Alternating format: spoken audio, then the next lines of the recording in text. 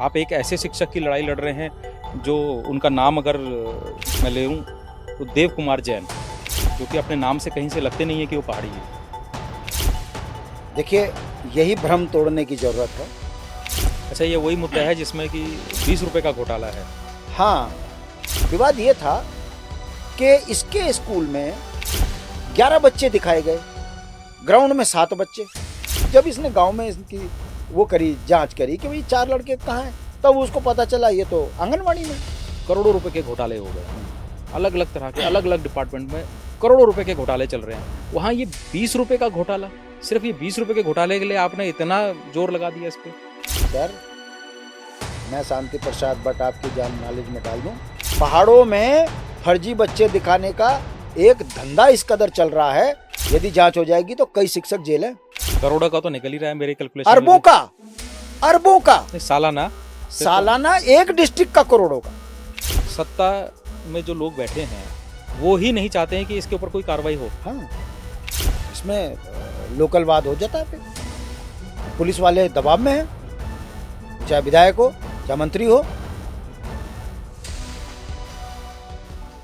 नमस्कार साथियों, आज हम एक ऐसे मुद्दे को लेके आए हैं जिसमें हमारे प्रदेश के एक ऐसे शिक्षक की कहानी है जो पहाड़ पे काम कर रहा है और उसके ऊपर आरोप है कि वो पहाड़ी ही नहीं है। अपने कार्य को लेके उसके ऊपर आरोप है कि वो सही से काम नहीं करता है। आज उस शिक्षक का दर्द समझने के लिए हमारे साथ एक ऐसे व्यक्ति हैं जो राजनीतिक पृष्ठभूमि से भी आते हैं, लेकिन आज उनका परिचय राजनीति से बिल्कुल नहीं है। आज हमारे साथ है एक जनसेवक, लोगों के लिए लड़ने वाले शांति प्रसाद भट्ट। आइए उनका स्वागत करते हैं। नमस्कार। नमस्कार सर। सर, मैंने सुना कि आप एक ऐसे शिक्षक की लड़ाई लड़ रहे हैं जो कि पहाड़ी नहीं है, और जबकि हमने ये सुना है कि, और सुना है क्या, मतलब हमने यूकेडी के ही कई लोगों से सुना है कि यूकेडी जो है पहाड़ी लोगों के लिए बिल्कुल लड़ मरने के लिए तैयार है, किसी भी हद तक जाने के लिए तैयार है अगर हमारे किसी पहाड़ी के ऊपर कोई आंच आ जाए। तो आज आप एक ऐसे शिक्षक की लड़ाई लड़ रहे हैं जो उनका नाम अगर मैं ले लूँ तो देव कुमार जैन, जो कि अपने नाम से कहीं से लगते नहीं है कि वो पहाड़ी हैं। देखिए, यही भ्रम तोड़ने की जरूरत है। वो देव कुमार जैन पहाड़ी है, आपने बिल्कुल सही कहा कि हम पहाड़ियों के लिए लड़ते हैं। और उत्तराखंड राज्य की सीमा, अगर आप उधम सिंह नगर देखें, गुरुकुल नार्सन देखें, विकास नगर देखें, ये सब पहाड़ी परिवेश के अंदर के ही तो लोग हैं सारे। तो हम सबको अपना पहाड़ी राज्य का नागरिक मानते हैं, वो चाहे गुरुकुल नार्सन का हो चाहे उधम सिंह नगर का हो। देव कुमार जैन उत्तराखंड का मूल निवासी है, बाजपुर का में रहता है। उसके साथ अन्याय हुआ। आरटीआई से मैंने जो कागज दस्तावेज निकाले, मुझे लगा इस शिक्षक को, जो हाईली क्वालिफाइड शिक्षक है, उसको न्याय दिलाने के लिए मुझे आगे आना चाहिए, और मैं आगे आया। मामला मैं आपको बता दूं, जनपद उत्तरकाशी में राजकीय प्राथमिक विद्यालय पिंड की एक जगह है, वहां पर ये एज ए प्रधानाचार्य काम कर रहे हैं। 2016 में इन्होंने ज्वाइन करा उस जगह पर, और वहां मामूली विवाद था। विवाद ये था कि इसके स्कूल में 11 बच्चे दिखाए गए, ग्राउंड में 7 बच्चे। अब एक शिक्षक, निरंतर बच्चों की अनुपस्थिति दिख रही है, तो नेचुरल है वो गांव में पूछेगा बिल्कुल कि भाई ये 4 बच्चे क्यों नहीं आ रहे, इनके माँ बाप इतने उदासीन क्यों हैं जो अपने बच्चों को नहीं पढ़ने दे रहे। तो इन्हें बच्चों के भविष्य को सुरक्षित करने के लिए जब इसने गांव में इसकी वो करी, जांच करी कि भाई 4 लड़के कहाँ हैं, तब उसको पता चला ये तो आंगनवाड़ी में। अच्छा, ये वही मुद्दा है जिसमें कि 20 रुपए का घोटाला है। हाँ, जब इसने देखा और गांव से पूछा कि भाई ये जब आंगनवाड़ी में है तो ये प्राथमिक विद्यालय मेरे स्कूल में क्यों इनका नाम है, कि गुरुजी आपको इनसे कोई मतलब नहीं है, ये तो परंपरा है। तो अब एक पढ़ा लिखा ईमानदार व्यक्ति वो क्या करेगा, अपने इमीडिएट बॉस से कोई तो जांच करवाएगा ना। उसने एक चिट्ठी लिख दी अपने एबीओ को, कोई चौहान थे, कि सर यहाँ 4 बच्चों के नाम फालतू हैं और मैं इस पर मुझे क्या करना है, मुझे गाइड करें। वहां से उसको फोन पर डांट दिया। ये कह के डांट दिया कि तुम्हें क्या मतलब। अगर उनको मतलब नहीं तो किसको होगा? जो स्कूल चला रहा है उसको तो इस बात का सीधा मतलब है। दिक्कत कहाँ आई? जब अभिलेखों को देखा, दिक्कत कहाँ आई? यही सवाल मैंने भी कहा कि जब तुम्हारा एबीओ कह रहा है तुझे क्या दिक्कत हो रही? उसने कहा, मेरे से जब बात हुई तो उन्होंने कहा कि ऐसा है बट जी, राष्ट्र की योजना है खाद्य की, बच्चों को भोजन मिलता है और एक बच्चा करीबन 4-5 रुपए का उसका डेली का खर्चा होता है। अगर 4 बच्चे का है लगभग 20 रुपए रोज। मैं राष्ट्र के इन 20 रुपए को मैं कहाँ दिखाऊंगा? अगर मैं दिखाता हूं तो 20 रुपए रोज का घोटाला हो गया। नहीं दिखाता हूं तो मैं 4 बच्चों को खाना नहीं दे रहा हूं, कल मैं जांच के दायरे में आ जाऊंगा। तो मेरी तो नैतिक जिम्मेदारी थी कि मैं अपने इमीडिएट बॉस से मुझे गाइडलाइन करें।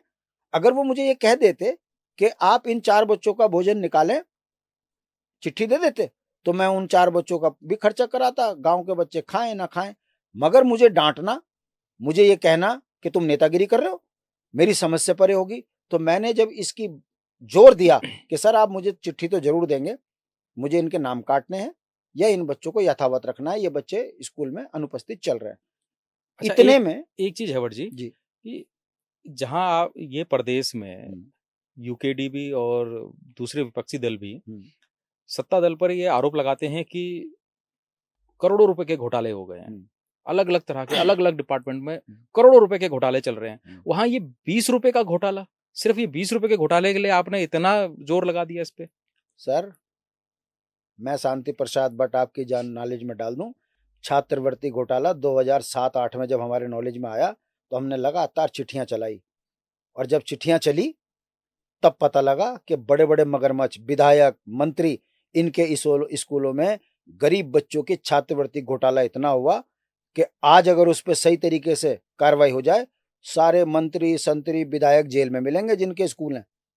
तो कहने का मतलब खाली छोटा नहीं है। मैं अभी भी आपको बताता हूं, यही देव कुमार जैन जो अपने अधिकारी से ये कह रहा था कि मुझे निर्देशित करें कि नाम काटने हैं नहीं काटने हैं, अब देखिए विभाग की अंदरूनी कार्रवाई एबीओ जानता है और शिक्षक जो प्रधानाचार्य है वो जानता है। गांव वालों को ये बात लीक कैसे हुई कि देव कुमार जैन शिक्षक इन बच्चों को नाम काटने की बात अपने अधिकारी से पूछ रहा है? इसको इतना मार पड़ी गांव में, जब इसको मार पड़ी तब ये मेरे मामला संज्ञान में आया। ये मारने वाले लोग कौन थे? लोकल पहाड़ों में फर्जी बच्चे दिखाने का एक धंधा इस कदर चल रहा है, यदि जांच हो जाएगी तो कई शिक्षक जेल है। नहीं, ये लोकल जो लोग हैं, मतलब लोकल हमारा पहाड़ी व्यक्ति, हाँ उसने ही मारा? बिल्कुल। मतलब ये कौन लोग थे जिनके बच्चे वहां पढ़ रहे थे या जिनके बच्चे थे ही नहीं? देखिए होता क्या है, पहाड़ों में 10 से कम बच्चों वाले स्कूल बंद हो रहे हैं। बिल्कुल। और कई शिक्षक ऐसे हैं जो इन चीजों से अपने फर्जी बच्चे दिखा दिए। ठीक है, अब कोई जांच होती ही नहीं, बड़े इंटीरियर में 8,000 की हाइट पे है ये, वहां कोई जाता नहीं है, चल रहा है, स्कूल चल रहे हैं, शिक्षक पढ़े न पढ़ाएं। जिस दिन ये इसने ज्वाइन किया 7 थे बच्चे, और मैंने देखा, मैं गया हूं उस जगह पर, 26 बच्चे कर दिए। मैंने गांव वालों से पूछा कि ये कैसा टीचर है, उसने कहा साहब इन्होंने तो जो जैसे ये बच्चों को पढ़ाते हैं आज तक ऐसा कोई शिक्षक नहीं मिला जो मतलब इतनी मेहनत कर रहा है। हमारे बच्चे अंग्रेजी अच्छा बोल लेते हैं, गणित में अच्छे हैं, पहाड़े बहुत अच्छा हमारे बच्चे जान गए, 25 तक के पहाड़े, तो ये शिक्षक तो बहुत अच्छा। गांव के लोग इसके पक्ष में। तो फिर पीट कौन रहा था? पीट वो लोग रहे थे जिनकी राजनीतिक प्रभावित हो रही थी, लोकल लोग। अब इसमें फंसा कौन? जिसने नाम चढ़ाए, जिसने नाम चढ़ाए वो कौन? वो लोकल टीचर। अब वो लोकल टीचर को लगा कि इसकी मेरी पोल खुलती है तो सबसे बढ़िया तरीका है गांव में पिटवा दो। अब किसी के दिमाग में ये गलत फहमी थी कि ये जैन है, इसको मारेंगे, ये डर जाएगा, बोलेगा नहीं। मुझे पता लगा, मैं आपको बता दूं, मैं इमीडिएट डीजीपी से मिला, अशोक कुमार जी उस समय डीजीपी थे, और मैं आपको बता दूं पुलिस वाले खुद इसको धमका रहे टीचर को। अच्छा, साथ देने की बजाय जब इसने थाने में कंप्लेंट करी तो पुलिस वाले इसको धमका रहे कि तू नेतागिरी कर रहा, तेरा जीवन बर्बाद कर देंगे हम। इन्हीं की कंप्लेंट पे इन्हीं को धमका रहे, क्योंकि पुलिस वाले भी लोकल नेतागिरी के दबाव में, शाम को सबको साथ बैठना है। ऐसे में जब मेरे को मामला लगा पता, तो मैंने डीजीपी अशोक कुमार से मिला, मैं डायरेक्ट मैंने कहा सर ये नहीं चलेगा उत्तराखंड में, यहीं बैठ जाऊंगा धरने पे, और बैठ गया ना, दोबारा मुझे उठाने वाला कोई नहीं मिलेगा। अगर देव कुमार जैन को इंच भी जरा सी दिक्कत आई तो फिर मैंने कहा ठीक नहीं होगा, मैं धन्यवाद करना चाहूंगा डीजीपी साहब का। उन्होंने कहा यार ये मामला मेरे संज्ञान में नहीं है, मैं अभी, उन्होंने उत्तरकाशी के एसएसपी को फोन किया, उत्तरकाशी के एसएसपी ने तुरंत थाने को फोन किया, तुरंत एफआईआर दर्ज होगी।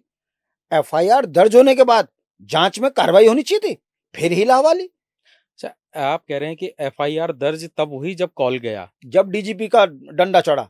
ठीक, इससे पहले यानी कि एफआईआर भी दर्ज नहीं हो रही थी? नहीं हो रही थी। और उसमें अभियुक्त किसको बना दिया?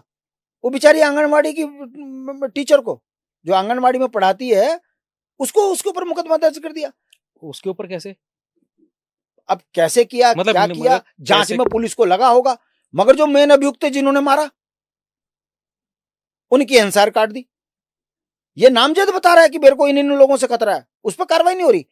कहने का मतलब है दूरस्थ क्षेत्रों में यदि एक शिक्षक अपने कर्तव्यों का पालन कर रहा है, ईमानदारी की बात कर रहा है, आप विभाग उसको सहयोग नहीं कर रहा, पुलिस सहयोग नहीं कर रही, लोकल गुंडागर्दी इस कदर चढ़ गई कि वो व्यक्ति, कई बार उस लड़के के मन में यह भाव आया कि मैं नौकरी छोड़ देता हूं। मैंने उसे कहा यदि आप ये नौकरी छोड़ोगे तो ये कलंक हमारे लिए लग जाएगा उत्तराखंड में। जैन साहब, आप उत्तराखंडी हो, कोई आपका इंच भी बिगड़ेगा तो सबसे पहले शांति प्रसाद भट्ट का बिगड़ेगा। उत्तराखंड क्रांति दल से हम लोग आपके साथ अन्याय नहीं होने देंगे। मैं उसके साथ खड़ा हूं। और सबसे बड़ी बात क्या है अमोली जी, डॉक्यूमेंट बोलते हैं, देव कुमार जैन ईमानदार है, बेईमान है, मुझे इससे मतलब नहीं है, कागज बताओ कहां है। मैं जब उसके ड्राफ्टिंग देख रहा हूं, उसके कागज देख रहा हूं, तो मुझे लग रहा है पूरा सिस्टम बेईमान है। एसएसपी कार्यालय को पता है कि इस शिक्षक के साथ अन्याय हो रहा, वो कुछ नहीं कर रहे। डीएम को पता है उत्तरकाशी के कि इस बच्चे की शिक्षक के साथ अन्याय हो रहा, डीएम कुछ नहीं कर रहा। एजुकेशन विभाग का डायरेक्टर, उसको पता है, वो कुछ नहीं कर रहा। जिले का डीओ, वो कुछ नहीं कर रहा। कौन करेगा कार्रवाई? कल अगर देव कुमार जैन मर जाए तब क्या होगा? तब तो मामला दब जाएगा। तब क्या होगा? उत्तराखंड के अंदर सैकड़ों ऐसे घटनाएं हुई हैं जिन घटनाओं की आज तक जांच चल रही है, हुआ कुछ नहीं। मेरा कहने का जब उनके रहते हुए कुछ नहीं हो रहा है तो अगर उनको कुछ हो जाए तब कैसे कुछ हो तो जाएगा? मुझे यही तो दुख है, आज तक देव कुमार जैन ने मिड डे मील का पैसा ड्रॉ नहीं किया। उसकी ईमानदारी देखिए, एक ईमानदार व्यक्ति जिसको कि शैलेश मटियाली पुरस्कार मिलना चाहिए ईमानदारी के लिए, और वो आज दर दर भटक रहा है। बाप का हार्ट अटैक हो गया, इलाज कराने के लिए पैसे नहीं है, कम से कम 20 से 25 लाख के कर्ज में डूब गया। और कारण क्या है? मात्र एक चिट्ठी। अगर एबीओ चौहान 16-17 में चलाई हुई चिट्ठी का ये जवाब दे देता कि जो बच्चे गलत चढ़े हैं ये नाम काट दीजिए, मामला खत्म था। अपने कर्तव्यों का निर्वहन ना करने की सजा देव कुमार जैन ईमानदारी होने के कारण भुगत रहा है। ये 16-17 का मैटर है। हाँ, और आज तक जेलें भी बन रही है। तो लगभग 8 साल के आसपास हो गया टाइम। सर आज मैं आपको बता दूं, 8 साल में हाई कोर्ट में मुकदमे चल रहे, सुप्रीम कोर्ट में मुकदमे चले इसी मैटर को लेकर। और जब ये हाई कोर्ट में ये मैटर गया, मैं साथ था। मैंने देव कुमार जैन को सिर्फ इतना कहा कि जैन साहब, आप कोर्ट जाएंगे और ये फाइल आपकी रिजेक्ट होगी। कारण क्योंकि 20 रुपए के घोटाले को जैसे ही आप बोलोगे, जज फाइल मुंह पे मारेगा आपके, ये कहकर कि तुम सिर्फ ट्रांसफर के लिए करना चाहते हो, जैन हो, तुम नौकरी करना नहीं चाहते, नेतागिरी कर रहे हो। और ठीक वैसा ही हुआ। मैंने कहा घबराना मत, जब ऐसी बात हो तो जज के सामने हाथ खड़ा करके बोलना। और वही हुआ। जैसी जैन साहब के वकील ने फाइल आगे करी, जज साहब ने सेम वही चीज कही कि ये तुम ट्रांसफर चाहते हो इसलिए तुम यहां आए हो और तुम इतना दुस्साहस कर रहे हो, तुम्हारे को मैं मतलब क्या नहीं बोल सकता मैं। जैन ने उस टाइम हाथ खड़ा करके कहा हजूर, मैं हूं वो शिक्षक जिसकी ये पीड़ा है। तो जज साहब को उसने सिर्फ इतना कहा, साहब आप ये एक स्कूल में 20 रुपए हैं, एक स्कूल में 4 बच्चे फालतू हैं, एक ब्लॉक में इतने स्कूल हैं, अगर इतने स्कूलों में जांच हो जाए और इतने फालतू हैं तो 20 इंटू इतना, एक जनपद में इंटू इतना, प्रदेश में इंटू इतना, एक झटके में, क्योंकि बिल्कुल तैयारी के साथ गया हुआ था वो, एक झटके में जब उसने अरबों रुपए का घोटाला बता दिया, जज साहब के कान खड़े हो गए। उसने कहा अरे करोड़ों का तो निकल ही रहा है मेरे कैलकुलेशन अरबों का, अरबों का, सालाना एक डिस्ट्रिक्ट का करोड़ों का। तब जज साहब के कान खड़े हुए, तब वो फाइल दोबारा मंगवाई गई और आज उस पर कार्रवाई चल रही है। अब कोर्ट कचहरियों में कितनी कार्रवाई होती है, कैसे होती है, उन्होंने लास्ट में ये कह दिया कि आप निचली कोर्ट में जाइए, वो निचली कोर्ट में केस चल रहा है। कहने का मतलब है, एक शिक्षक जिसका काम दूरस्थ क्षेत्र में बच्चों को पढ़ाने का है, अब वो बच्चे पढ़ाए या कोर्ट कचहरी करे? सही बात है। आज तक सचिव शिक्षा, सचिव मंत्री, मतलब शिक्षा मंत्री, उसकी नॉलेज में, मुख्यमंत्री की नॉलेज में न्याय नहीं मिल रहा। और कहने के लिए भारतीय जनता पार्टी ईमानदारी की मूर्ति, ये पार्टी सरकार है, ये हर मजलूम के साथ खड़ी है। कोई शिक्षक, कोई कर्मचारी यदि परेशान है तो मान्य धामी जी के पोर्टल पे आप शिकायत करो, सुबह न्याय लो। मैं तो यही अभी बोलने वाला था कि मैंने अभी हाल ही में उनका एक विज्ञापन देखा जिसमें वो फटाफट जो है लोगों का समस्याओं का समाधान कर रहे हैं, फोन कर रहे हैं पीड़ित को कि भाई तुम्हारी ऐसी ऐसी समस्या थी, समाधान हो गया कि नहीं हो गया, पूरी जांच हो रही है। बहुत ही बढ़िया देखा मैंने, मेरे को तो लगा कि सीएम पोर्टल बहुत बढ़िया चल रहा है। उन्होंने वहाँ सीएम पोर्टल पे शिकायत नहीं करी क्या? सब जगह ऐसी कौन सी एजेंसी है? मानव अधिकार में हमने शिकायत करी, सूचना विभाग में रोज कागज चल रहे, जो मैं आज ये कागज आपके सामने लेकर आया हूं, ये 0.1% है, पूरी अलमारी भरी हुई है। शिक्षा सचिव से मैं मिल गया, डायरेक्टर एजुकेशन से मैं मिल गया, जिले की इकाइयों से मैं मिल गया, पुलिस से मैं मिल गया, हर जगह न्याय। हाँ हाँ देखते हैं, और ये तो ठीक नहीं है, अरे अपने बच्चे देखो, अरे क्या फायदा ऐसे लड़के, कुछ हो जाएगा तुम्हारे को, तब कौन तुम्हारे बच्चे। अच्छा, मतलब धमका भी रहे हो, एक शिक्षक को मार भी रहे हो, ऊपर से धमका भी रहे हो। अपराधी आप। इतनी अश्लील अश्लील बातें देव कुमार जैन की पत्नी के साथ हुई है, मैं बता नहीं सकता आपको पॉडकास्ट। अरे करने वाले कौन थे? वही लोकल जिनके फोन नंबर दे दिए, पाबंदी नहीं है, जिनके फोन नंबर दे दिए कि ये लोग हैं, तो काम पुलिस का है ना। बिल्कुल, क्यों नहीं कर रही पुलिस? मतलब यदि देव कुमार जैन के साथ कोई बड़ी घटना हो गई, उसके बाद मतलब आपका कहने का मतलब ये है कि पुलिस को इतने सारी चीजें देने के बाद, शिकायत करने के बाद, एफआईआर फोर्सफुली रजिस्टर्ड करवाने के बाद भी पुलिस हाथ पे हाथ रख के बैठी है? हाँ बिल्कुल, कुछ नहीं हो रहा। और मजे की बात देखिए, और मेरे को ये नहीं समझ में आ रहा है कि हमारा प्रदेश है उत्तराखंड, जैसे जैसे इसके इंटीरियर में जाओ तो पुलिस के पास काम वैसे ही कम हो जाते हैं, क्योंकि हमारे इंटीरियर्स में तो वैसे ही आबादी बहुत कम है, बिल्कुल ज़्यादा कुछ होता नहीं है, पहाड़ ज़्यादा हैं, लोग कम हैं, तो काम तो कुछ ज़्यादा होता नहीं है। आप अगर हम आज देहरादून राजधानी की बात करें तो यहाँ पे पुलिस के पास बहुत काम है, फुर्सत नहीं है। लेकिन जिस जगह की आप बात बता रहे हो, ये लगभग 8,000 फीट पे है, तो वहाँ तो आबादी वैसे ही बहुत कम होगी, तो वहाँ पुलिस के पास क्या इतना समय नहीं है कि इसके ऊपर कुछ कार्रवाई कर सके? देखिए, पुलिस जो हमारा तंत्र है, पुलिस बंधी हुई है सत्ताओं के अधीन। पुलिस अपने कर्तव्यों को भूल चुकी है, जो मैं मतलब आपका कहने का मतलब है कि इसमें सत्ता में जो लोग बैठे हैं वो ही नहीं चाहते हैं कि इसके ऊपर कोई कार्रवाई हो। हाँ, इसमें लोकलवाद हो जाता है फिर।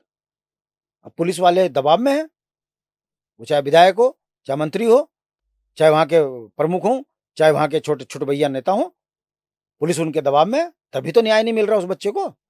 मेरा ये कहना है कि आखिर इतना बड़ा मैटर है, क्यों नहीं शिक्षा सचिव, डायरेक्टर एजुकेशन देव कुमार जैन सामने तीनों बैठे, क्यों नहीं इन कागजों की छानबीन हो, एक एक सवाल का जवाब देव कुमार जैन से लिया जाए। अगर आपको लगता है देव कुमार जैन गलत है तो आप उस पर कार्रवाई कर देते।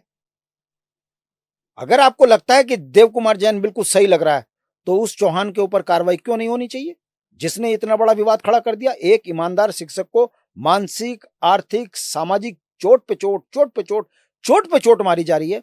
सोचिए, यदि शांति प्रसाद भट्ट उसके साथ न खड़े होते तो कल आप जैसे पत्रकार उत्तराखंड के पहाड़ियों को ऐसे गरियाते कि पहाड़ में एक जैन के साथ ऐसा हुआ, पहाड़ियों ने एक देसी के साथ ऐसा किया।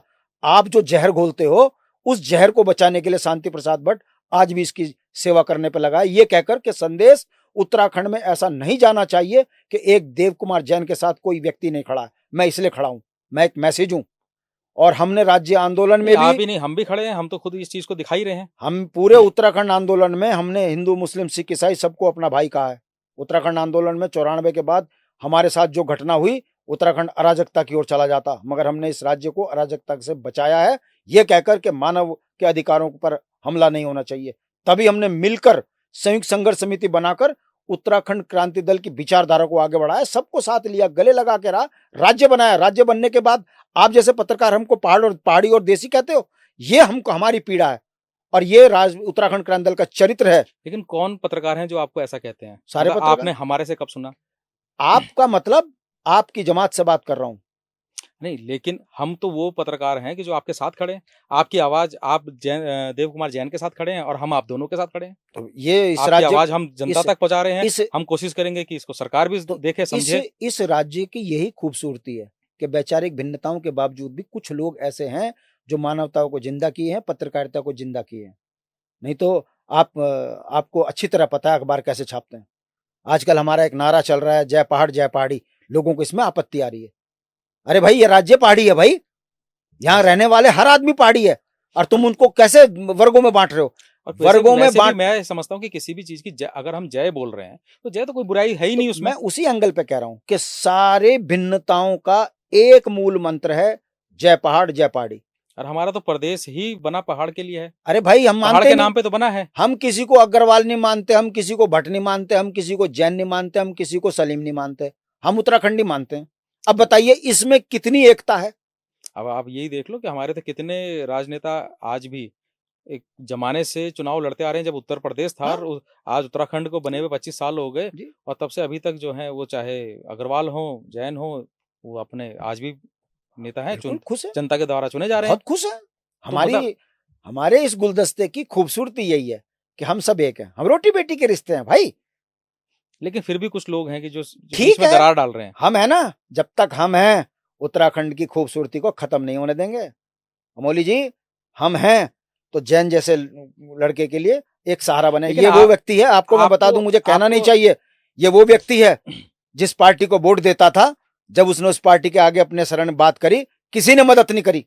और जिसके पास जिसकी मदद की जरूरत थी, उससे मिलते हुए डर रहा था वो व्यक्ति, क्योंकि मेरा चेहरा, मेरी सोच, मेरी पार्टी लोगों को ये परेशान करती है कि ये तो पहाड़ का आदमी है, ये पहाड़, पहाड़ियों की सुनेगा सिर्फ। जब उसको पता लगा आज मेरे लिए कुछ भी कर देगा वो। कहने का मतलब है, सच सच होता है। सच को आप परेशान तो कर सकते हो, डिगा नहीं सकते। यही कारण है आज देव कुमार जैन के लिए मैं खड़ा हूं, ये सोच के कि मेरा छोटा भाई है, ईमानदारी की मूर्ति है, मानवता का प्रतीक है। और ऐसे ईमानदार व्यक्ति को यदि सरकार पोषित करती तो एक मैसेज जाता कि इस देश के अंदर ईमानदार की रक्षा करने वाली ये सरकारें हैं। मैं पूछना चाहता हूं, देव कुमार जैन कौन है? क्यों इसके साथ अन्याय हो रहा? क्या देख रही सरकार? क्या देख रहा मंत्री? क्या देख रहा सचिव? मगर क्या कहें, सत्य को समझने के लिए जनता को भी देर लग रही है। 25 साल में पता नहीं कितने देव कुमार जैनों ने आत्महत्या कर ली इन सरकारों की गलत नीतियों के कारण, कि कागजों में गलत साइन करवा दिए। आपको ऐसा नहीं लगता है कि आप देव कुमार जैन के साथ आज अगर कोई खड़ा है तो आप खड़े हैं, ठीक है, लेकिन पूरा यूकेडी क्यों नहीं खड़ा है? पूरा उत्तराखंड खड़ा है साहब, कैसी बात कर रहे हो? गुरुकुल नारसन का भी खड़ा है। नहीं, मैंने अभी तक सिर्फ आपके अलावा यूकेडी से और किसी को इस चीज के लिए आवाज उठाते हुए नहीं देखा। अब मैं आपको बहुत बड़ी जानकारी दे दूं साहब, डीजीपी के पास कौन गया? पूरी पार्टी गई ना, तभी तो दबाव बना। अकेला शांति प्रसाद भट्ट नहीं गया ना। मेरा कहने का मतलब है, ये तो एक मैसेज है छोटा सा, कि अगर कोई भी नागरिक हमारा परेशान होगा तो कौन लड़ने वाला है? हम है ना। और आप इसको क्यों कह रहे हो? आशीष नेगी कौन था? एक बीटेक लड़का इंटरनेशनल कंपनी में नौकरी कर रहा था, वो अपनी कंपनी के प्रमोशन के लिए आया, उसको एक हरिओम चौधरी ने इतना मारा कि वो लड़का विचलित हो गया। वो इतना विचलित हो गया कि वो उसको समझ में नहीं आया कि मैं अपने राज्य में कैसे पिट गया। और आज देख लीजिए, नौकरी छोड़कर उत्तराखंड के लिए नए नौजवान बच्चों की आवाज बना हुआ है, गांव गांव घूम रहा है। जिस व्यक्ति को 1.5 लाख रुपए महीने तनख्वाह मिल रही हो और वो व्यक्ति आज पैसों के लिए मोहताज है, उसके बावजूद भी उसकी ऊर्जा ये बता रही है कि वो उत्तराखंड के नौजवान बच्चों की आवाज बना हुआ है। तो शांति प्रसाद भट्ट ही नहीं, आशुतोष नेगी कौन है? प्रोफेसर था उसमें पौड़ी में, उसकी नौकरी छीन के बाहर वाले को नौकरी दे दी। जब उसकी नौकरी चली गई, अपने राज्य में उसको बेकार कर दिया। प्रोफेसर का बेटा था। जब वो विचलित हुआ, वो यूकेडी के साथ खड़ा हुआ। कहने का मतलब है, सवाल एक देव कुमार जैन का नहीं है, सवाल यह है कि जो पीड़ित हैं, शोषित हैं, वंचित हैं, उनको लग रहा है कि उत्तराखंड के अंदर ही हमारी सही आवाज है और इस पार्टी को आगे आना चाहिए। ठीक है, हम संसाधनों की कमजोरी के कारण नहीं बढ़ पा रहे, मगर जो लोग जहर घोलते हैं उत्तराखंड के अंदर वोट के लिए, ये जहरीले नाग, इनके फन कुचलने वाली कौम अगर कोई है तो वो उत्तराखंडी कौम है। वो गुरुकुल नारसन का भी है तो बद्रीनाथ का भी। हम कहते हैं ये जहर घोलने वालों को एक दिन हम खत्म करेंगे, और ये तो एक शुरुआत है। मैं आरटीआई एक्टिविस्ट हूं, 2005 से मैं आरटीआई क्लब का मेंबर हूं। उत्तराखंड के अंदर बता दीजिए कौन सा नेता घोटाले खोल रहा? भर्ती घोटाले में हम, बच्चों के साथ, बेरोजगारों के साथ धोखा होता है तो हम, उत्तराखंड में ऊर्जा निगम में भर्ती घोटाला होता है उसमें लड़े हम, उरेडा में गड़बड़ होती है तो लड़े हम, जेल जाए हम। मगर जब वोट के लिए गणेश जोशी जैसे लोगों को, वोट के लिए सुबोध जैसे लोगों को, वोट के लिए दल बदलुओं को, वोट के लिए एक पार्टी को महत्व दोगे तो निश्चित रूप से कहीं ना कहीं ऐसे देव कुमार जैन जैसे लड़के, आशुतोष नेगी जैसे लड़के, आशीष नेगी जैसे लड़के अपने आप को उपेक्षित महसूस करेंगे, और वो उपेक्षित होकर कोई गलत रास्ते में ना चले जाएं। उस रास्ते को रोकने का नाम उत्तराखंड क्रांति दल है, उस रास्ते को रोकने का नाम शांति प्रसाद भट्ट है, उस रास्ते को रोकने का नाम काशी सिंह हेरी और दिवाकर भट्ट है। हमने समाज को एक करके उत्तराखंडियत के लिए काम किया है, और आप देख लीजिए आज मैं देव कुमार जैन के लिए जो कर रहा हूं, ये संदेश है कि किसी को यह ना लगे कि बद्रीनाथ में वो सुरक्षित नहीं है। और यही कारण है कि आज भी जब जब कभी भी समाज के अंदर विघटन पैदा करने की बात हुई है तो हम एक मुट्ठा और एकजुट होकर समाज को एक करें। तो जो लोग नफरती बात करते हैं, मैं आपके माध्यम से सरकार को से निवेदन करता हूं, माननीय मुख्यमंत्री जी, 9 नवंबर को उत्तराखंड का स्थापना दिवस है, आप रजत जयंती मनाने की बात कर रहे हैं, क्यों ना देव कुमार जैन को आप पुरस्कृत करें। आप जाने इसके दर्द को, और आप उस जैन जो बेचारे अल्पसंख्यक समाज के लोग हैं, आओ ना, इसको पारितोषिक के रूप में एक सम्मान तो दो कि यार इतना नौजवान लड़का ईमानदारी की मूर्ति बनावा। सम्मान तो तब दिया जाएगा जब उनको न्याय मिलेगा, जब तक न्याय नहीं मिला तब तक तो वो ही शक के घेरे में है। तो आपको क्या लगता है आपका पॉडकास्ट मुख्यमंत्री तक नहीं जाएगा? नहीं, क्यों नहीं जाएगा? आपका पॉडकास्ट हम कोशिश करेंगे कि जरूर एजुकेशन डायरेक्टर पे नहीं जाएगा? मैं जो बात बोल रहा हूँ, यदि झूठ है तो मुझसे पूछो ना, ये झूठ है तो मेरे खिलाफ करो ना कार्रवाई, अगर झूठ है तो। कागज चीख चीख के बोल रहे हैं कि ये लड़का एक आईना बन सकता है समाज के लिए, कि दूरस्थ गांव में गरीब बच्चों को, पीड़ित बच्चों को, शोषित बच्चों को पढ़ा रहा है, अपने जेब से पैसा लगा रहा है। जाकर एक बार इंटरव्यू तो लीजिए वहां के बच्चों का। इतना बेहतरीन करने के बाद न्याय की जगह अन्याय। उसको 24 घंटे इस बात का डर है कि कोई मुझे पहाड़ से फेंक ना दे नीचे। पता है इसके भाई को कुचल दिया था काशीपुर में। इनके भाई को कुचला, एक्सीडेंट हुआ, बहुत बुरी कदर, दोनों भाइयों की शकल मिलती है। समझते हो आपकी ये में जो पीड़ा है, तो दोनों भाइयों की शकल मिलती है तो कहीं धोखे में तो नहीं? धोखे में उसको मार दिया, मरा नहीं, बच गया। लेकिन ये कैसे कह सकते हैं कि जो एक्सीडेंट हुआ है वो जानबूझ के किया गया? कैसी बात कर रहे हो यार मौली जी? जिस व्यक्ति के ऊपर हमला हो गया हो, जिस व्यक्ति को हाथ पैर तोड़ दिए हो लोगों ने, जिस व्यक्ति को संड फोन पे गालियां पड़ रही हो, जिस व्यक्ति को पूरी मशीनरी परेशान कर रही हो, अचानक उसके वो छुट्टी लेके घर जाता है, उसके ऊपर गाड़ी चढ़ जाती है, तो आपको क्या अंदेशा नहीं होगा, शक नहीं होगा? क्यों नहीं हो सकता है? अच्छा, मतलब इत्तेफाक में पिट रहे हैं, इत्तेफाक में शोषण हो रहा है? पीटना, शोषण करना, ये सब चीजें मैं मानता हूं कि हो सकती हैं, लेकिन जो एक्सीडेंट वाली बात है, तो क्या मतलब कुछ ऐसे इसके सबूत हैं या कुछ ऐसा कोई जांच हुई है इसके ऊपर, कोई कंप्लेंट की गई इस पे? मैं क्या कह रहा हूं, अभी किसी वीआईपी के ऊपर जरा सी कार्रवाई हो जाए, 24 घंटे में पुलिस खानदान पकड़ के ले आती है। एक लड़का 10 साल से अपनी बातें कह रहा है और बता भी रहा है कि ये अपराधी है, इसमें पुलिस को क्या नहीं दिख रहे? आप पत्रकार हो, कैसी बात कर रहे हो? मेरा कहने का मतलब है दूध का दूध पानी का पानी कर देते। यदि देव कुमार जैन गलत तो इस पे कार्रवाई, और अगर देव कुमार जैन पीड़ित है तो उन पे कार्रवाई। क्यों नहीं? 10 साल से एक व्यक्ति को न्याय मिल रहा, कहां गई मशीनरी, कहां गई सरकार? मेरी पीड़ा है ये, मेरी आंखों में खून खौलता है इस बात को देख के कि गरीब का कोई नहीं है, ईमानदार की कहीं सुनवाई नहीं। अगर यही देव कुमार जैन वहां पर वित्तीय अनियमितताओं में संलिप्त होता और किसी को पोषित कर रहा होता, ये देव कुमार जैन का प्रमोशन, ट्रांसफर, पता नहीं क्या क्या हो चुका होता।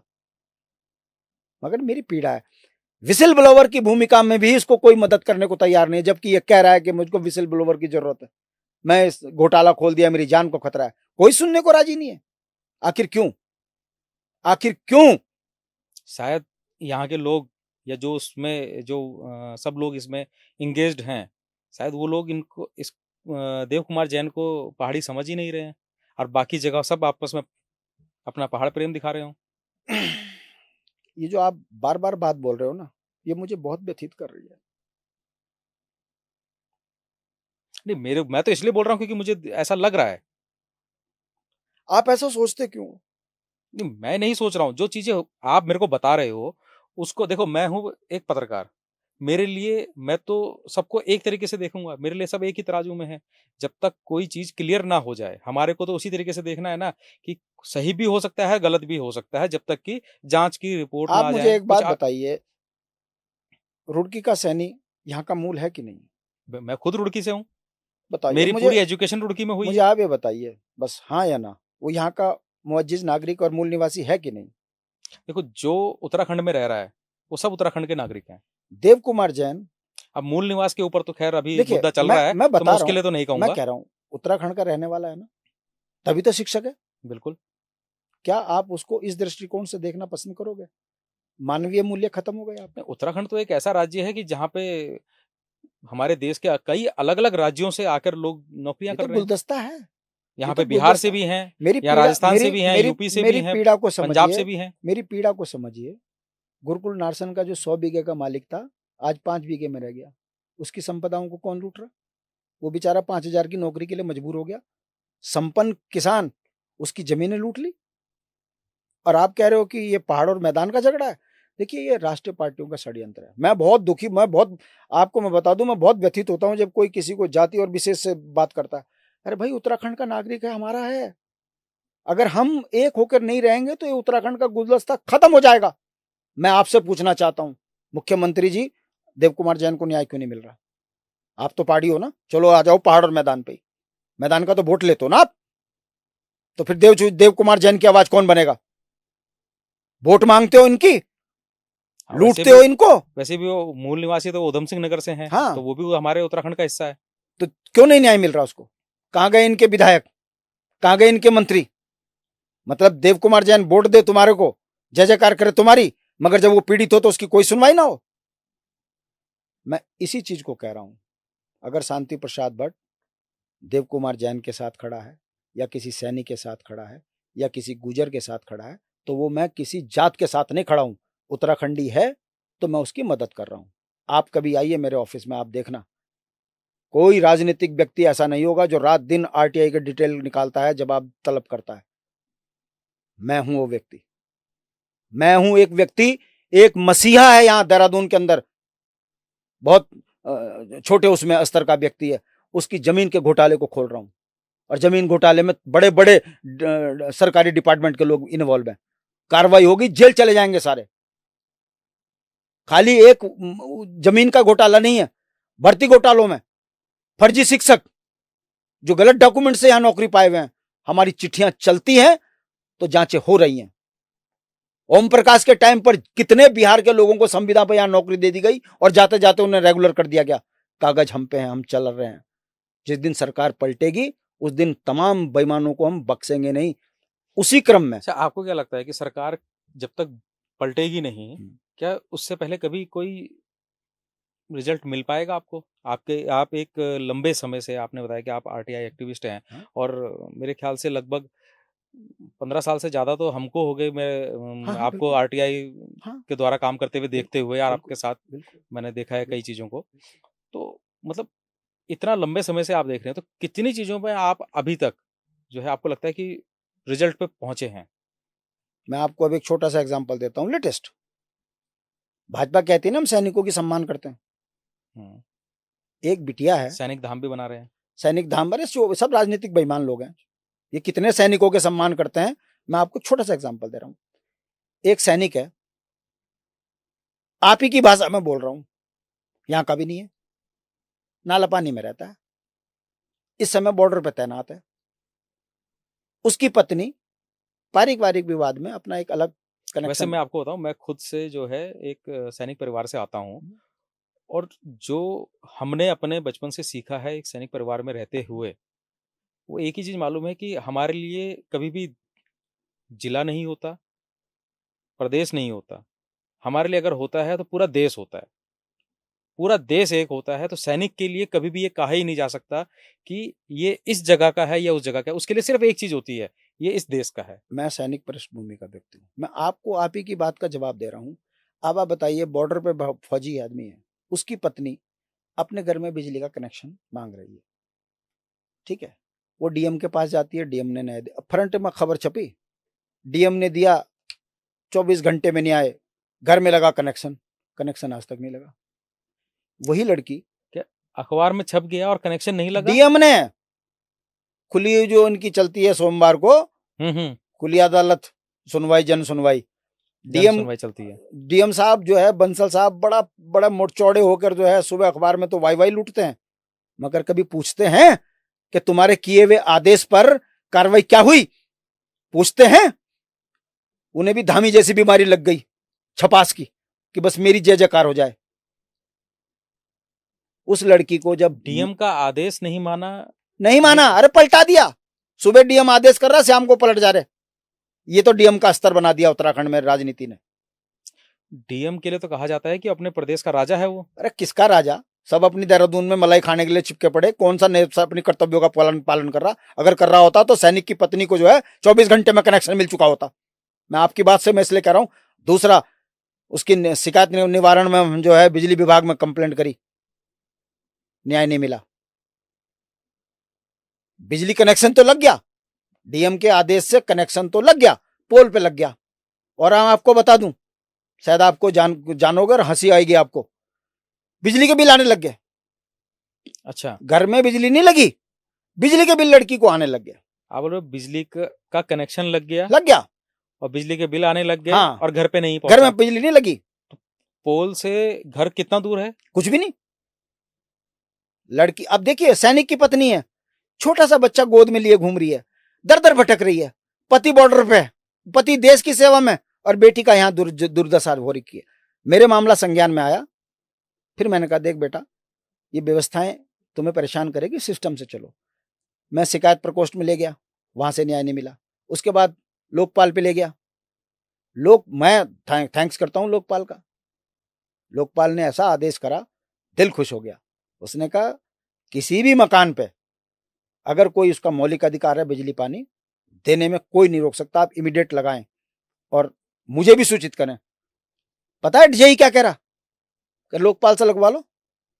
क्या? लोकपाल से लगवा लो। लोकपाल से लगवा लो? हाँ, मैं नहीं लगाऊंगा। मतलब जेई का कहना है ये? हाँ, कि लोकपाल से लगवा लो। मतलब लोकपाल की कोई वैल्यू नहीं है जेई के सामने? अरे लोकपाल की जब डीएम की नहीं है तो लोकपाल क्या है?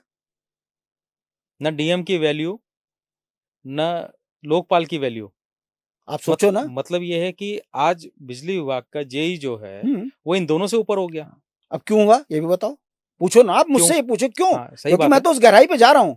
क्योंकि एक पुलिस वाला है, उसकी जेठानी का जो है भाई है। एक पुलिस वाले के दम पर पूरा सिस्टम फेल हो रखा है। किसकी जेठानी का भाई? उस महिला की। हाँ, जो उस सैनिक जो है उसकी वाइफ की जेठानी। हाँ, क्योंकि परिवार में है ना, मतलब ससुर मर गया। हाँ हाँ। अब संपत्ति पे जेठ कुछ करता नहीं, तो संपत्ति पर कब्जा कैसे करें? ये संपत्ति विवाद चल रहा है, जो भी है XYZ। देखो, विवाद कब होता है? जब कोई बाहर हो। घर के मामले में विवाद नहीं होता, नीचे के पोर्शन में, ऊपर के पोर्शन में कोई और है, छोटी बहू है, तो उसका राइट है, बनता है, छोटा बच्चा है उसका। लोकपाल कह रहे हैं कि आप इमीडिएट लगाइए, नहीं होता 5 फोर्स लगवाइए। अब आप सुनिए, कहां जाएगा आदमी? अगर कोई घटना हो गई तब तो पुलिस कहेगी घटना हो गई, फटाफट फटाफट फटाफट। और ताकत देखिए, झूठे मुकदमे लग गए लड़की पे भी। झूठे मुकदमे कैसे? कि मारपीट करते हैं। वो एक छोटा बच्चा जिसका है वो मारपिटाई हाँ, वो मारपिटाई करती है। किससे? उसका पति भी, माँ से, जेठ से। माँ को मार रहे हैं, जेठ को मार रहे हैं। हाँ, और जेठानी को भी, सब जो भी हो XYZ, में तुम्हें बता रहा हूं। मतलब पूरे परिवार को मार रहे हैं। ये अपराध का मुकदमा लगा हुआ है उनपे। और वो बेचारा सैनिक पे बैठा हुआ, बंदूक लेकर खड़ा हुआ है कि मैं देश की रक्षा में हूँ। बच्चे उसके सुरक्षित नहीं है अपने घर में। तो वो वहां रह के मार रहा है या वहां से यहाँ छुट्टी लेके आ रहा है? XYZ में तो आपको शॉर्ट में बता रहा हूं। आप ये बताइए, ये सरकार है किसकी फिर? जब कानून को ही नहीं मानोगे तो ये सरकार है किसकी? मतलब मैं एक चीज समझ रहा हूँ कि एक पुलिस वाले के प्रेशर से हाँ एक जेई में इतनी पावर आ जाती हाँ। है कि वो डीएम की बात नहीं मान रहा है, लोकपाल की बात नहीं मान रहा है। जब आकंठ भ्रष्ट कोई व्यक्ति होता है तो वो अपने कर्तव्यों ये को भूल जाता ये है। जो पुलिस में जो व्यक्ति हैं, ये आपको मालूम किस पद पे हैं? मुझे नहीं जानना, मुझे नहीं मालूम ये, जो मैं महसूस मतलब कर रहा मैं हूँ। इसलिए बोल रहा हूँ कि शायद कुछ ज्यादा ही ऊंचे पद पे हो तो कहीं। हो सकता है सिपाही हो सकता है अफसर हो, मैं नहीं जानता। मैं तो आपको जो उस लड़की की आपदा विपदा है, वो विपदा जो मुझे बोलती है कि भैया आपने मुझे तो रास्ता बता दिया, मुझे तो ये भी नहीं पता था कि मुझे कहाँ से न्याय लेना है। मैं तो डीएम तक जानती थी, डीएम के बाद तो डीएम ने साहब के हाथ खड़े हो गए, सुबह ऑर्डर करते हैं, शाम को ऑर्डर कैंसिल कर देते हैं, तो ये मैं क्या डीएम करूं? के ऑर्डर वाली जो बात है, इसको कितना समय हो चुका है? आई थिंक 3-4 महीने से ज्यादा हो गया। 3-4 महीने से ज्यादा हो हाँ, गया, अभी तक कनेक्शन नहीं अभी लगा तक है। कनेक्शन नहीं। तो अभी तक वो अंधेरे में है। हाँ नहीं, कनेक्शन तो घर में है, वो अपना सेपरेट कनेक्शन चाह रही है। कारण क्योंकि बच्चा सो रहा है, नीचे से लाइन बंद कर दी, बच्चे को गर्मी लगी, बच्चा उठ गया चिल्लाने, उसे परेशान करते हैं ताकि वो मकान छोड़ दे, अच्छा। ताकि वो यहाँ से परेशान होकर भाग जाए। मामला तो है ये, मगर वो क्यों जाए? और ये किस जगह का मामला है? ये नाला पानी का मामला है। नाला पानी का मामला है। अब ये बात है, मतलब ये अपने ही, मुझे मैं इसलिए बोल रहा हूँ कि ये राजधानी का मामला है। राजधानी का मामला। अब मैं आपके सामने ये बात मुझे नहीं कहनी चाहिए थी, पर मैं आपको ये बता रहा हूँ ना कि सवाल खाली देव कुमार जैन का नहीं है। जो आपने भी एक सवाल किया कि ये मैदानी क्षेत्र का, तो मैं इस बिटिया की भी बात कर रहा हूँ। ये तो सैनिक की पत्नी है, ये भी आप नहीं कह सकते कि ये हमारी है, मगर मेरे लिए तो मानवता है। नहीं, सैनिक नाम आपने सैनिक बोल दिया, उसके बाद तो ये ठीक है, चैप्टर ही क्लोज हो जाता है कि अच्छा, कौन कहाँ का है। इसमें मेरी क्या राजनीति है? मेरे उत्तराखंड की बेटी है, मैं उसके लिए काम कर रहा हूँ, निस्वार्थ कर रहा हूँ। खाली वो ही नहीं, आओ मेरे पास फाइलें, मैं आपको ऐसी फाइलें दिखाऊंगा कि आप कहोगे कि यार इसका राजनीति से तो कोई फायदा ही नहीं है। मगर राजनीति अपनी जगह पर है, पढ़े लिखा होने के नाते इतना तो बनता है कि यदि कोई अनभिज्ञ व्यक्ति है जिसको कानूनी कार्रवाई नहीं आती है, तो उसे कानूनी कार्रवाई समझाना। कोई अनभिज्ञ व्यक्ति है जो अपने अधिकार नहीं जानता, उसके अधिकारों को दिलाना। मैं आपको एक उदाहरण देता हूँ, एक सैनिक की तनख्वाह, उसका करीबन 10 साल का एरियर, 10 साल से वो जूनियर दिखा रखा था। ऐसी उसने मुझे कहा कि यार भट्ट जी मेरी सैलरी में ये प्रॉब्लम आ रही। मैंने कहा हो ही नहीं सकता। जब मैंने आरटीआई लगाई एनसीआर दिल्ली, और जब डिटेल निकल कर आई, पता लगा 1 दिन का एब्सेंट दिखा रखा उसको कागजों में। और जब मैंने उसको नोटिस भेजा, मैंने कहा आप ये बताइए आपने एब्सेंट दिखाने से पहले कितने नोटिस भेजे? वो खड़ाक देने से उसको सारी जो है उसकी सीनियरिटी बराबर कर दी, फटाफट खड़ा उसके अकाउंट में पेमेंट भी आ गई। ये कहने का मतलब बहुत छोटी छोटी चीजें। बेचारा किसी सैनिक क्या जानता है? बेचारा वो कुछ भी नहीं जानता। सही बात है। मगर हम क्योंकि आरटीआई एक्टिविस्ट है, हमारा काम है ये न्याय की लड़ाई, रास्ते पे चलना, न्याय दिलाना। ऐसे सैकड़ों हजारों लोग हैं जो आज उत्तराखंड में हमको इस बात में समझते हैं कि राजनीति के अलावा ये सामाजिक कार्य भी करता है और लोगों को न्याय भी दिलाता है बिना उसके। एक आरटीआई में 10-15 हजार खर्च हो जाते हैं। ये मैं आपके सामने इसलिए कह रहा हूं कि खाली एक देव कुमार जैन नहीं, मेरी पीड़ा यह है कि यदि कोई व्यक्ति ईमानदारी से काम कर रहा है, उसको न्याय नहीं मिल रहा है इस राज्य में, तो मैं कैसे कहूं कि सरकार अच्छी है? देव कुमार जैन को अगर मुख्यमंत्री जी न्याय दिलवा देंगे तो मैं तो जय जयकार करूंगा ना धामी जी की। एक अगर प्रधान अध्यापक को ही नहीं मिल रहा है न्याय, एक मतलब एक पढ़े लिखे व्यक्ति को जो कि हमारे इस प्रदेश के बच्चों को पढ़ा रहा है, उसको न्याय नहीं मिल रहा है, तो वो मतलब ये प्रदेश जा किस तरफ को रहा है, समझ में मैं नहीं आ रहा। आपको एक एग्जाम्पल दे रहा हूँ। मुझे डायरेक्टर एजुकेशन ने एक बात कही, मैं लेके जब गया कि यार भट्ट जी आप इतने बड़े कद के आदमी हो, कहाँ लेके आ गए? मैंने कहा अच्छा, तुम्हारा कहने का मतलब है कि ये शिक्षक मर जाए कोई ना बोले? कि नहीं नहीं ऐसा नहीं कह रहा हूँ कि नहीं है भट्ट जी खाली इसी को प्रॉब्लम क्यों हो रही और किसी को क्यों नहीं हो रही। मैंने कहा कर दी रटी रटाई बात। मैंने कहा आप मुझे जवाब दे दीजिए, मैं अभी इसको यहीं पर कहूँगा इसे बर्खास्त करो। मैंने कहा मुझे जवाब दो। हाँ बोलो। मैंने कहा अच्छा बताओ, इसने जो पहली चिट्ठी लिख के दिया एबीओ का काम क्या था? चुप, कि जवाब देना था। मैंने क्या जवाब देना था? बच्चे रखो, मिड डे मील घोटाला कर लो। कि नहीं नहीं ऐसे कैसे हो जाएगा, ये तो नहीं मैं कह रहा हूँ। तो मैंने कहा क्या कहना था उस एबीओ को? लीगली तो इस चीज को बोल ही नहीं सकते कि तुम्हें एबीओ को क्या, कि एबीओ को ये कहना चाहिए था कि भाई ये बच्चों के नाम काटो। तो मैंने कहा उसने करा क्यों नहीं, कि उसकी ये गलती है? तो मैंने कहा कार्रवाई कौन करेगा? अरे अब भट्ट जी जब इस विषय में मेरा अधिकार नहीं है। तो फिर किसका है? अब सोचो ना आप, जब मेरे जाल में फंस गया तो कह रहे मेरा अधिकार नहीं है। जांच बैठा दी, जांच में एडी बेसिक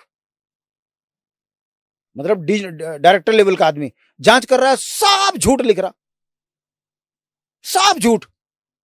और जब उसका जवाब किया तब तक पता लगा वो रिटायर हो गया। जिस दिन इस पर कार्रवाई होगी ना, सारे जेल चले जाएंगे, सारे।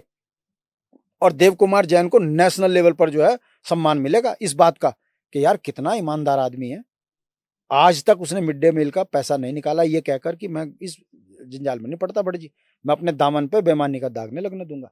और ये आपको मैं बता दूं, मतलब 8 सालों से मिड डे मील का अपना पैसे से खिला रहा, अपने पैसे से। और मैं बता दूं आपको, इंच बेईमान होता, इंच बेईमान, अभी तक बर्खास्त होकर जेल जा चुका होता, कागजों में फंस नहीं रहा। शिकायतें करने पे तो अब तक तो पूरे सिस्टम में कह रहे हैं कि अरे चिट्ठीबाजी करता है, अरे यार ये तो पढ़ाता नहीं है, अरे साहब ये तो बेईमान है, अरे साहब ये तो कर कोई नहीं रहा कार्रवाई, क्योंकि पता है कि जिस दिन कार्रवाई होगी मुसीबत आ जाएंगे।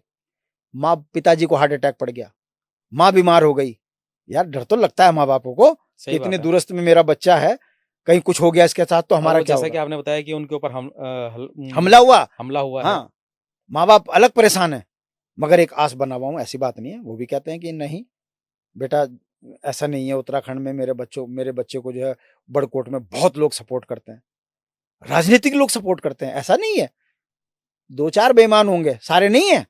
आज देव कुमार जैन के साथ में उसका मकान का मालिक खड़ा है, पुलिस खड़ी है, ऐसा नहीं है कि इसको कहीं कोई परेशानी है, मगर न्याय नहीं मिल रहा, परेशान तो ही।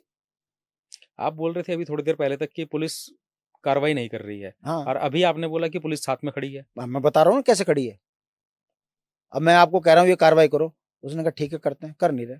और आप क्यों नहीं कर रहे, किसके दबाव में नहीं कर रहे, आप मुझे भी नहीं बता रहे, मगर मेरा अनिष्ट भी नहीं हो रहा, मेरा नुकसान भी नहीं हो रहा। मैं समझ तो रहा हूं ना कि मेरी मदद कर रहे हैं पुलिस वाले, मुझे नुकसान नहीं होने दे रहे, मेरे साथ खड़े हैं, बैक में मेरे साथ हर तरफ से खड़े हैं, मगर कार्रवाई नहीं कर रहे किसी दबाव में। तो मैं कैसे कह दूं सारे पुलिस वाले राजनीतिक दबाव है, मैं कैसे कह दूं पुलिस वाले बेईमान है। वो बेचारे, वो तो अपनी अपनी ड्यूटी में फंसे हुए, पुलिस वाला तो बेचारा बुत बन के खड़ा हो जाता है जब उसको आदेश नहीं मिलते तो। लेकिन ये जिस जगह का ये मैटर है, हाँ, ये यहाँ के तो विधायक भी निर्दलीय हैं। हाँ, तो उनका तो कोई दल से भी मतलब नहीं है। आपको पता है कि वो विधायक निर्दलीय है? मतलब कहने के लिए तो निर्दलीय ही हैं। तो वे वैसे ही हैं जैसे निर्दलीय हैं उतने, क्योंकि मैंने तो अभी कुछ दिनों पहले उनके साथ भी एक पॉडकास्ट किया था। हाँ, तो जरा कभी वो तो खुद जो है बता रहे थे कि वो सीएम से बहुत परेशान है। फोन करके पूछना उसके, तुम्हारे क्षेत्र का एक परेशान हो रहा है टीचर, उसके लिए क्या किया आपने? अगर आप वाकई विधायक है तो बताओ ना क्या किया आपने। मैं जरूर पूछूंगा। शांति प्रसाद भट्ट देहरादून में रहकर तो एक शिक्षक के लिए लड़ रहा है, मेरा उत्तरकाशी से क्या लेना देना, मैं लड़ रहा हूं ना। वो विधायक वहां के ब्लॉक प्रमुख है, वहां का क्षेत्र पंचायत भी होगा, जिला पंचायत भी, वो क्या कर रहे? उनका भी एक आरोप था कि पूरा सिस्टम जो है, प्रशासनिक सिस्टम जितना भी है, वो विधायक की नहीं सुन रहा है। तो वो खुद अपना ये आरोप लेके बैठे हुए थे। एक निर्दलीय बोल रहे, और ये जो अरविंद पांडे क्या चिल्ला रहा, खजान दास क्या चिल्ला रहा, विनोद बटवाल क्या चिल्ला रहे, ये आपको नहीं दिख रहा कि इनकी कहीं सुनवाई नहीं है, इनके विधायकों की भी सुनवाई नहीं है, इतना भ्रष्ट सिस्टम हो चुका। ये तो सत्य है, मैं आपकी बात से सहमत हूं। सवाल यह है कि एक शिक्षक जो न्याय की लड़ाई लड़ रहा है, 10 साल हो गए, पिताजी को हार्ट अटैक पड़ गया, मां बीमार हो गई, खुद पे हमला हो गया, हाथ पैर तोड़ दिए, भाई पे हमला हो गया, पुलिस के नॉलेज में है, विभाग के नॉलेज में है, सीएम के नॉलेज में है, शिक्षा मंत्री के नॉलेज में है, न्याय कब मिलेगा? सीएम के नॉलेज में भी है, सीएम पोर्टल में शिकायत गई हुई नॉलेज में नहीं है। हाँ, ये बात भी है। कैसी बात कर रहे हो आप? सब कुछ है, कार्रवाई क्यों नहीं? मेरा कहने का मतलब है, देव कुमार जैन जैसा हीरा ईमानदार आदमी यदि ऐसे डर के पहाड़ों में काम करेगा तो ये हमारे लिए शर्म की बात है। मैं being a Uttarakhandi, being a राज्य आंदोलनकारी, बीइंग ए उत्तराखंड क्रांति दल, ये मेरे लिए शर्म की बात है कि मैं अपने राज्य में एक ऐसे ईमानदार व्यक्ति को न्याय दिला पाने में सक्षम नहीं हो पा रहा हूं। लड़ रहा हूं 10 साल से, उसके लिए खड़ा हूं उसके साथ में। मेरे को शर्म आती है कि मैं कैसे प्रदेश का नागरिक हो गया, जिस प्रदेश के अंदर सब कुछ होने के बावजूद भी न्याय केवल चोर को, टुच्चे को, लुच्चे को मिल रहा, ईमानदार को नहीं मिल रहा। यहाँ चोर फल रहे हैं, बेईमान फल रहे हैं, पहाड़ी मर रहे हैं। जब मैं पहाड़ी मर रहे हैं की बात करता हूं तो वो तमाम लोग पहाड़ी हैं, जो गुरुकुल नार्सन का भी है, बद्रीनाथ का भी है। कल ही उत्तर का जो ऋषिकेश में हत्या हुई, ये एक छोटा सा एग्जाम्पल है आपके सामने। हर हफ्ते एक आध मर रहा, हर हफ्ते बच्चों की हत्याएं हो रही, बड़ी बेटियों के साथ अभद्र व्यवहार हो रहे, मगर सत्ताएं हैं कि रजत जयंती अभी मना एक लेटेस्ट रिपोर्ट मैंने पढ़ी जिसमें मेरे को मालूम चला कि प्रतिदिन रहे। उत्तराखंड से 3 बच्चे गायब हो रहे हैं। सोचिए साहब, 1270 हैं वो बच्चों की संख्या एक साल में, और उनमें से केवल 210 की 212 बच्चे रिकवर हुए हैं, बाकी सारे कहाँ गए? अगर मैं बोलना नहीं चाहिए इस पॉडकास्ट में, यदि सही तरीके से छानबीन होगी तब पता चलेगा आपको कि कैसे कैसे दरिंदे यहाँ पर 5 रुपए की रसीद कटा के राष्ट्रीय पार्टियों की यहाँ संरक्षण ले रहे हैं और उसके बाद उत्तराखंड को लूट रहे। रेत बजरी से लेके बेटियां तक सुरक्षित नहीं है। और किसके पोषित करने वाले कौन? नाले खालों में बसाने वाले कौन? यही वो राष्ट्रीय पार्टियां हैं जो गुंडे, मवाली, चोर, उच्चे टुच्चे इन लोगों को का सहारा लेकर उत्तराखंडियत पर खतरा बने हुए। 1,35,00,000 हो गए ऐसे। बहुत सी बातें हैं कहने के लिए, मगर मैं आपको सिर्फ इतना बताता हूं कि ये जो देव कुमार जैन है, ईमानदारी की मूर्ति है। मैं तो ये इसको सोच रहा हूँ कि न्याय अगर ये सीएम पोर्टल पे ये खबर ये शिकायत गई हुई है, चाहिए। तो मेरा तो सीएम धामी से रिक्वेस्ट होगी कि वो जरूर इस पे संज्ञान लें और इसकी जांच करवाएं और देखें कि इसमें कौन गलत है और कौन सही। मैं तो हाथ जोड़ के आपके माध्यम से कह रहा हूँ, धामी जी, आपकी वाई वाई हो जाएगी अगर इस ईमानदार शिक्षक के को न्याय मिलेगा तो। अगर इसको न्याय नहीं मिलेगा धामी जी, तो 27 में आपका जो है घाम तेप योजना के तहत जनता पहुंचा देगी साइड में। ये बहुत हॉट मामला है, सामाजिक स्तर पर ये बहुत हॉट मामला है, क्योंकि मैं इसमें काम कर रहा हूं। मैं पिछले 10 साल से आरटीआई से संबंधित तमाम कागज को इकट्ठा कर रहा हूं, क्योंकि विश्वास आप सीधा सीधा किसी व्यक्ति पे भी नहीं कर सकते। सही मैं बात है। कागज पे बात करता हूँ। वो जब कागज तो मैं देख ही रहा हूँ, और जब मुझे कागज में दिखा, इतने कागज तो आप ये यहीं पे लेके आ ये रखे तो हैं। बहुत बहुत छोटे हैं साहब, बक्सा भरा हुआ मेरे और ये पास। सारे के सारे आरटीआई से निकले हुए हाँ, कागज हैं। सब आरटीआई से निकले हुए हैं। सब आरटीआई हाँ, वाले हैं ये। ठीक है सर। बताइए। जब इस व्यक्ति को ईमानदारी की सजा मिल रही है, और मैं आपको ऐसे ऐसे शिक्षक बता दूंगा जिन पे 40-40, 50-50 लाख के गमन है। ज्यादा दूर की बात नहीं कर रहा, सीएनआई इंटर कॉलेज की प्रिंसिपल के ऊपर गमन के आरोप लगे हुए हैं, जांच चल रही है, हम ही ने खोला हुआ है वो मामला, कार्रवाई नहीं हो रही। रिटायर भी हो गई, रिटायर भी हो गई, और ईमानदार आदमी जान पर लाले पड़े हुए उसको, वो अपनी जान बचाने की वो सोच जान रहा बचाने के लिए। और नौकरी वो पढ़ाएगा या अपनी जान बचाएगा? हफ्ते में एक बार कोर्ट में खड़ा होता है। आप सोचिए, बच्चे पढ़ाएगा या इन कोर्ट कचहरियों में फंसा अच्छा, रहेगा? मेरे को याद आया कोर्ट से, आपने थोड़ी देर पहले बताया था कि ये हाई कोर्ट में गए और हाई कोर्ट से जूनियर कोर्ट के लिए इनको भेज दिया गया। लेकिन उसी समय आपने ये भी बताया था कि ये सुप्रीम कोर्ट तक भी गए। हाँ, तो सुप्रीम देखो, कोर्ट वाला क्या ऐसा मैटर है? होता है, मैं आपको बताता हूँ। ये हाई कोर्ट में गए, मैटर को ले गए, कानूनी अनभिज्ञता भी होती है कई चीजों में। हाई कोर्ट में गए तो हाई कोर्ट में जज ने केस एक्सेप्ट करा, और उसके बाद कोर्ट ने कहा कि आप निचली अदालत में जाओ, डायरेक्ट नहीं आ सकते। ये सुप्रीम कोर्ट चले गए। जो जज जोसेफ थे यहाँ पर हाई कोर्ट में, उन्होंने सुना था उस समय पर, वही जज साहब सुप्रीम कोर्ट चले गए। इत्तेफाक से ये फाइल उन्हीं के पास फिर चली गई। जज साहब ने देखा, पहचाने, उसने कहा आप डायरेक्ट फिर यहाँ क्यों आए हो? आप नीचे जाइए, केस आपका बड़ा जेन्युइन है, इस पर कार्रवाई होगी, समय लगेगा, कार्रवाई होगी, मगर आप थ्रू प्रॉपर चैनल आइए, पहले डिस्ट्रिक्ट कोर्ट में लगाइए, वहां से न्याय नहीं मिलता तो हाई कोर्ट आइए, हाई कोर्ट से न्याय नहीं मिलेगा तब मेरे पास डायरेक्ट आइए। आप डायरेक्ट सुप्रीम कोर्ट इस मैटर को लेकर नहीं आ सकते। कर्मचारी से संबंधित मैटर था, तब उसको वापिस आना पड़ा। और इसमें कम से कम भी नहीं तो इस लड़के के 30 से 40 लाख रुपए खर्च हो चुके हैं, मैं गवाह हूं उसका। अब वो आज डिस्ट्रिक्ट कोर्ट में केस चल रहा है, केस तो केस है। आज मैं बीमार, कल तू बीमार, परसों आज मौसम ठीक नहीं, कल धूप ज्यादा होगी, डेट पे डेट चलती रहती है। तब तक ये सही बात रिटायर भी हो है। जाएगा, तब तक रिटायर भी हो जाएगा। वैसे भी हमारे यहाँ के पिक्चरों में ये दिखाया जाता है कि तारीख पे तारीख। हाँ, ये तो सनी देओल का एक डायलॉग भी है पूरा। तो ये चीज मैं तो खुद देख रहा हूँ मुकदमेबाजी में, मैं तो रोज पता नहीं कितने मुकदमों में रोज उलझा हुआ हूँ, कागजी कार्रवाई देख रहा हूँ। मतलब सिस्टम इतना ढीला है कि अपराधी अपराध करके निकल जा रहा है। मतलब मैं तो ये सोच रहा इतना छोटा मैटर था ये, 20 रुपए का, 20 रुपए का, या एक स्कूल के सिर्फ 4 बच्चों का जो कि वहां नहीं थे। तो ये तो मेरे को लगता है कि ज्यादा से ज्यादा महीने भर में इसको सॉल्व हो जाना चाहिए था।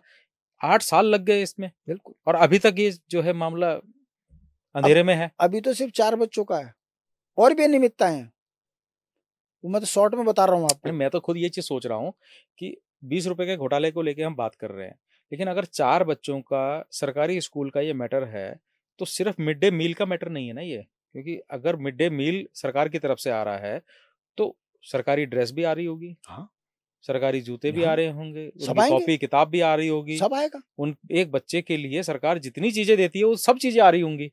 अरे साहब, हाई कोर्ट ने जब इस केस को एक्सेप्ट कर लिया तो आप समझ लो ना, हाई कोर्ट के जज, आप 250 फाइल रहती हैं हाई कोर्ट के, भाई आपने कार्रवाई नहीं देखी, जज के सामने खड़े होते ही ना पैर कांपते हैं जब वो फाइल फेंकते हैं मुंह पे, क्योंकि वो तो समझते हैं। और जब ये फाइल फेंकी थी उन्होंने जज साहब ने, तो जज साहब को भी यही लगा था कि 20 रुपए का यहाँ लेके लफड़ा आ गया, बच्चा खा रहा है, तुझे क्या दिक्कत। बात बच्चा खाने की नहीं थी, बात ये था कि केंद्र की एक पोषित योजना है, उस योजना में मैं अपराधी क्यों बनूं 20 रुपए का। और अगर मैं महीने में 30 दिन होते हैं, 3 दूनी 600 रुपए का, साल में 12 छिंग 7 हजार, ऐसे ही मैं जितने 10 साल नौकरी करूंगा तो मैं कितने में फंसूंगा। ये तो सही बात है। कहने का घोटाला तो घोटाला, चाहे 1 रुपए का हो चाहे 1 एक करोड़ का हो। एग्जाम्पल दिया, जज साहब की समझ में आ गया, तुरंत एक्सेप्ट कर लिया, मार्क कर दिया, मार्क कर दिया तो केस हो गया ना, एक्सेप्ट चल रहा ना। पर सिस्टम में जब कार्रवाई होगी तब होगी। पर बहरहाल ये व्यक्ति पीड़ित है, और अब गांव वालों ने इतना हाल खड़ा कर दिया, झूठे उसके खिलाफ शिकायतें भी करते हैं, झूठे उसके खिलाफ पत्रकार भी छापते हैं, मगर बिगाड़ कोई कुछ नहीं पा रहा, क्योंकि सत्य परेशान हो सकता है, मर नहीं सकता सत्य। ये तो और बात है। इसकी ईमानदारी है कि 10 साल में इसके खिलाफ कार्रवाई नहीं कर पाए विभाग, क्योंकि जो कार्रवाई करेगा उसी की नौकरी से गले फंस जाएगी। चलो, आपने कहा कुछ पत्रकार जो हैं परेशान भी कर रहे हैं, तो कुछ पत्रकार ऐसे भी होंगे जो साथ खड़े हैं। तो आप खड़े हो ना, आपको साधुवाद, मैं तो हाथ जोड़ रहा हूँ। आपने मेरी ये व्यथा सुनी और एक टीचर की, और आपने मुझे फोन करके कहा कि आप आइए, ये मैटर बहुत नहीं, बढ़िया है। मैं और खाली आपने, आपकी मुझे वो टैगलाइन बहुत अच्छी लगी, वरना मुझे बहुत कुंदक भी आती है। आपने एक बात कही कि ये इस बच्चे को न्याय मिलेगा तो पूरे उत्तराखंड के पीड़ित कर्मचारियों को एक बल मिलेगा कि बिल्कुल कोई मिलेगा। है जो उत्तराखंड में सही आवाज को उठाता है। सैकड़ों लोग आएंगे अब आपके पास कि हमारी भी ये समस्या, हमारी भी ये समस्या, हमारी भी ये समस्या। तो कहने का मतलब है, दमन कोई कितना ही कर ले, मगर धरती पुत्रों में कई ऐसे भी होते हैं जो ईमानदारी से अपना काम करते हैं। मैं कह सकता हूँ आप उस काम को कर रहे हो, मैं आपको साधुवाद दे सकता हूँ इसके लिए। धन्यवाद भट्ट जी।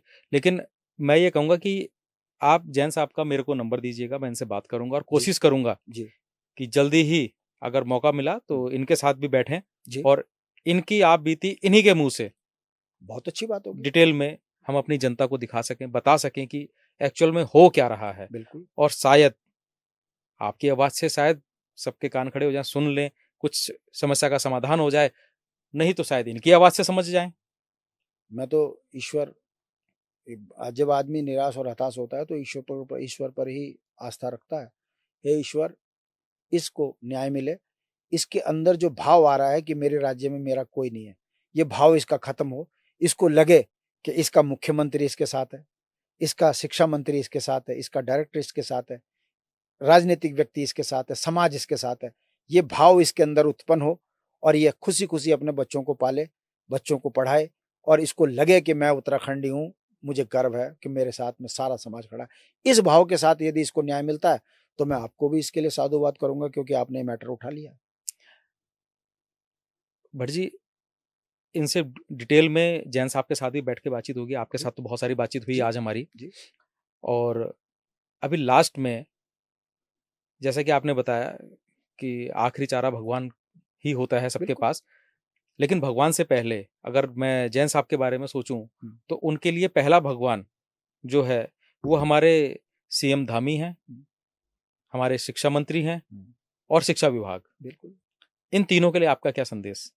मेरा सिर्फ ये संदेश है कि डायरेक्टर एजुकेशन, सचिव, ये सामने बैठे, और डिस्ट्रिक्ट एजुकेशन ऑफिसर जो डीईओ होता है, ये तीनों बैठे, साथ में जैन को बैठाएं, और पहले दिन प्रकरण में बातें करें, सुने, और जो गलत है उस पर इतनी बड़ी कार्रवाई कर दें कि जीवन में कोई किसी को परेशान करने की हिम्मत ना कर सके। एक नसीर साबित होनी हाँ, चाहिए। एक नजीर साबित हो। अगर विभाग इतना कर देगा तो मुझे लगेगा, इसको लगेगा कि मेरी सरकार है, मेरे लोग हैं, मुझे न्याय मिला है। यदि ऐसा नहीं होता तो वो तो फिर वो ये, आपने उस पर आरोप लगाया, उसने उस पर आरोप लगाया, उसने उस पर आरोप लगाया, आपने उसको बचाया, उसने उसको बचाया, सब कवरिंग कर लगे रहेंगे, न्याय अपनी जगह पर खड़ा रहेगा, मिलेगा नहीं।